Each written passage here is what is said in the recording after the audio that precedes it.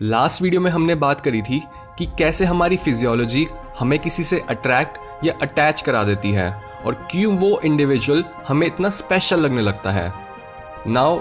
एक important question ये है कि इस अंडरस्टैंडिंग के साथ हम जिस पर्सन को लाइक करते हैं उन्हें अपने क्लोज कैसे लाएं।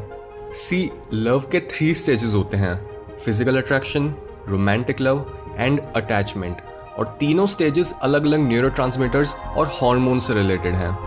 सो बेसिकली अपने क्रश में फीलिंग्स इंड्यूस करवाने के लिए हमें मेनली फर्स्ट और सेकंड स्टेज पर फोकस करना है। नाउ अगर हम ऑब्जर्व करें कि फर्स्ट स्टेज यानी फिजिकल अट्रैक्शन के टाइम ब्रेन में एग्जैक्टली क्या होता है, तब हमें पता चलेगा कि इस दौरान ब्रेन के न्यूक्लियस एक्कम्बेंस में डोपामीन रिलीज होना शुरू हो जाता है, और ये ब्रेन का वो पार्ट है जो रिवॉर्ड सर्किटरी से जुड़ा है, और इसमें प्रोड्यूस होता है डोपामीन जो हमें अटेंटिव बना देता है और ये हमें एक एक्शन लेने के लिए बोलता है जिससे हमारी ये नीड्स पूरी हो जाएं। इसके साथ ही हमारे ब्रेन में एक और न्यूरोट्रांसमीटर रिलीज होता है जिसे बोलते हैं नॉरएपिनेफ्रिन। ये केमिकल हमें एक्साइट कर देता है जिससे हमारी हार्ट बीट बढ़ जाती है, हमारी सेंसेस तेज हो जाती हैं और हमें स्वेटिंग होने लगती है। ऑल्दो अगर हम ज़्यादातर रिलेशनशिप्स को ऑब्जर्व करें तो हमें पता चलेगा कि ज़्यादातर रिलेशनशिप्स फिजिकल अट्रैक्शन के स्टेज पर ही ख़त्म हो जाते हैं, पर हमें सेकंड स्टेज की भी बात करनी चाहिए क्योंकि इसी स्टेज में हम किसी को जेन्युइनली ट्रस्ट कर पाते हैं और इस टाइम तक रिलेशनशिप का इनिशियल टेम्परेरी क्रेज भी उतर जाता है, जिससे हमें पता चल जाता है कि कौन हमारे टाइम और एनर्जी के वर्दी है और कौन नहीं। सो सेकंड स्टेज में कौन से केमिकल्स इन्वॉल्व होते हैं ये पता लगाने के लिए साइंटिस्ट ने उन लोगों के ब्रेन के MRI स्कैन्स किए जो प्यार में थे, और रिजल्ट में उन्होंने देखा कि जब भी इन लोगों के पार्टनर्स इनके सामने आते हैं तब इनके ब्रेन में डोपामीन तो रिलीज होता है, पर उसके साथ साथ एंडोर्फिन्स भी रिलीज होते हैं, और ये वो कॉम्बिनेशन है जो यूफोरिया, एडिक्शन और क्रेविंग जैसी स्टेट्स को बढ़ाता है। यानी हमारे ब्रेन में लव का इफेक्ट बिल्कुल ऐसा होता है जैसे हमने कोकेन ली हो, और लव को इंड्यूस कराने की यही रेसिपी है, क्योंकि जैसे ही हम ये न्यूरोकेमिकल्स का कॉकटेल किसी में ट्रिगर करा देते हैं तब वो ये स्टेट और क्रेव करने लगते हैं और उन्हें हमसे प्यार होने लगता है। बट ट्रिक ये है कि ऐसे और भी कई कंपाउंड्स हैं जो ब्रेन के इस वांट और रिवॉर्ड फंक्शन को ट्रिगर करते हैं।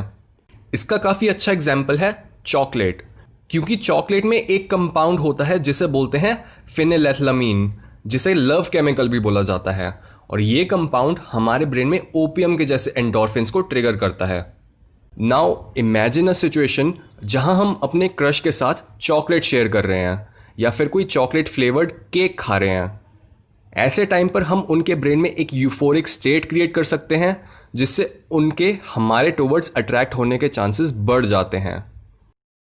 सेकेंड एग्जाम्पल है कोई भी ऐसी एक्टिविटी जो काफ़ी एडवेंचरस, एजी और सेम टाइम पर काफ़ी फन होती है, जैसे रोलर कोस्टर राइड्स या फिर स्केरी मूवीज़। सो हम बात कर रहे हैं उन एक्टिविटीज़ की जिनसे हमारी हार्ट रेट बढ़ती है, हमारी पाम स्वेटी और बेसल गैंग्लिया में डोपामीन रिलीज होने की वजह से हमारे स्टमक में बटरफ्लाइज फील होने लगती हैं। इस सिचुएशन का काफ़ी अच्छा एग्जाम्पल होगा अपने क्रश के साथ एक स्केरी मूवी देखना कोई चॉकलेट बेस्ड फूड खाते हुए, क्योंकि ऐसा करते टाइम ब्रेन में डोपामीन भी रिलीज होगा और उसके साथ साथ एंडोर्फिन्स, एड्रेनलिन और कोर्टिसोल भी रिलीज होगा, जिससे वो मोमेंट उनके लिए मेमोरेबल बन जाएगा।